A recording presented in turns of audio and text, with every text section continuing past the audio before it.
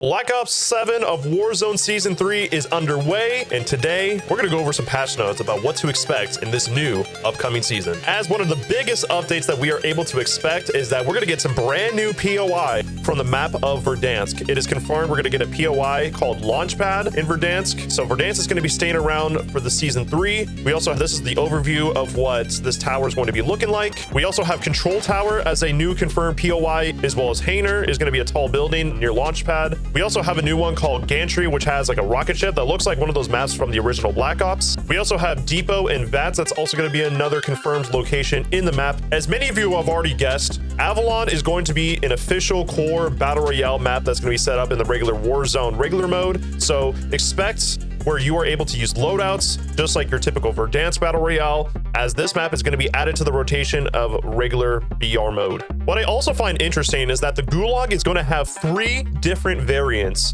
as far as what the Gulag will be looking like. Starting with the server room 04, there's going to be sliding doors along 4 inner walls. We also have the second one where there's going to be crowd, where you're in crowd coffins and diagonal entrances. And we also have meeting room number 7. So you're going to be in a central meeting room with open doorways and low central seating. So very interesting that you're going to have 3 different Gulag rooms. So they're going to be basically at random. So it's going to be interesting to see how that plays out in this new season. It is also indeed confirmed that the regular Battle Royale mode for Warzone is going to have a map rotation, just like what we have with Rebirth and Haven's Hollow. This is also going to be a different map rotation to where we're going to have Avalon and Verdansk be on a timely rotation, probably 10 minutes in between. So expect to where you're going to be able to play different maps on different times of the day. We also see here that there's going to be a brand new Launch Squad LTM mode in Verdansk. We also have in the middle of the season, it's going to be a mode called Hot Pursuits, which is very interesting, where there's high-speed chasing. We also are going to confirm in the middle of the season on Rebirth Island, have a mode called Prompt Hunt Royale.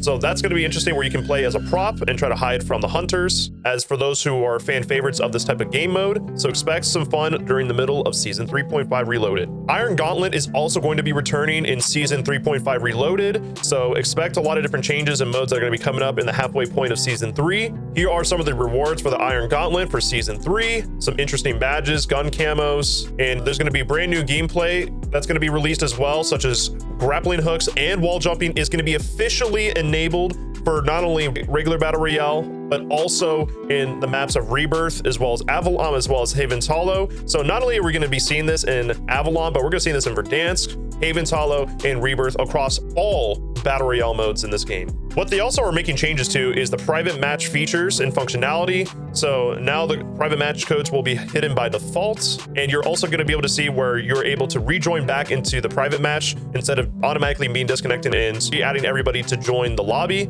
So they've made some changes so that there's a little bit better optimization in the private match. There's also going to be some brand new equipment that's going to be released, such as the brand new spikes. That's going to be happening in Season 3 Reloaded. So there is, so this is a experimental military stimulant that will enhance your operator, and you can also have it be located at a buy station to purchase. Other equipment we're expected to see is EMP grenades. That's going to be released at launch, as well as also the cluster grenade that's going to be happening in the middle of the season as ground loot. So there's going to be some slight changes to ranked mode when it comes to Warzone. They're going to be having ranked resurgence continuing to be active in the Battle Royale. And so it's going to be, instead of just Haven's Hollow being the map, they're also going to add Rebirth back as a rotational piece to ranked resurgence. So you're going to have Rebirth and Haven's Hollow be on map rotation throughout this season. All the different ranked aspects of the game for SR is going to stay the same, and here are some of the rank rewards that you can expect when it comes to going from bronze all the way to top 250 in the brand new season. And as always, we're going to have some brand new weapons that are going to be released during the Season 3.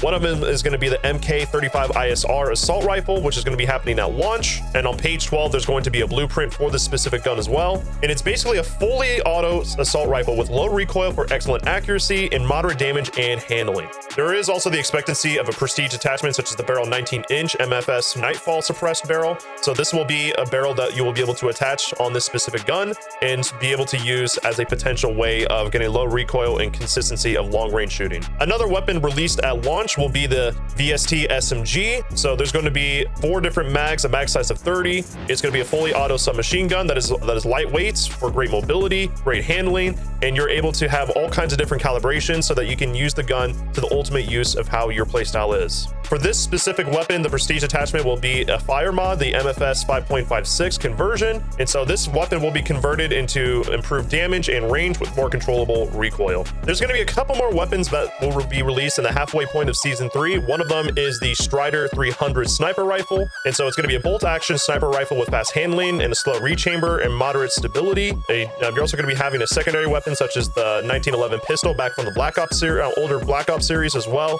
So this will be a weapon that will be at use during the middle of the season with a semi-auto pistol, high damage at close range, and decent recoil control. And we also have the Siren special weapon that's going to be released in the middle of the season, and you can unlock it during an event reward. This is an enemy weapon that requires charging. It will fire high damage, slow-moving projectiles. You'll be able to use it for some high damage calibration towards enemy players. And the one melee weapon that will be releasing this season is the Katana, and so it's going to be a high damage, moderate range melee weapon and moderate attack speed. So expect some pretty good usage when it comes to players being annoyed and running across the map with a katana. And lastly, to go over, we're going to be going over weapon attachments. There's going to be a vast conversions foregrip that's going to be happening at launch for assault rifles, LMGs, SMGs, and shotguns. So you could be able to use it for improving bullet deviation and recoil stabilization. There's also going to be a Shadow SK 12 gauge master key in the middle of the season on sniper rifles, and you're able to use it as an extra shotgun when attached. You're going to have the X9 Maverick Javelin assembly in the middle of the season as well, which will launch a lethal spear projectile at high speeds. We're also going to have the MK78 high frame conversion